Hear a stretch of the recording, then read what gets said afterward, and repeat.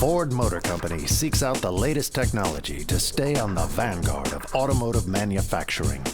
That's why we're deploying artificial intelligence to help increase vehicle quality, decrease build time, and build better by building smarter.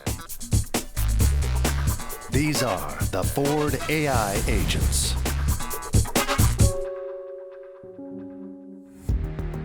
Developed by AI software company Symbio Robotics, the advanced manufacturing team stationed this agent at the Livonia transmission plant, where Ford builds the transmission for the Bronco Sport, among other vehicles.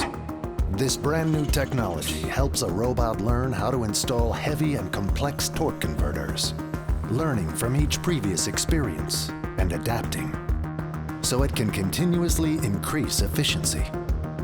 And that allows Ford to speed up this specific task 15% faster compared to the previous robotic method. Not only do new Ford vehicles contain the latest technology, they're built with it. Ford AI agents, artificial intelligence, genuine results.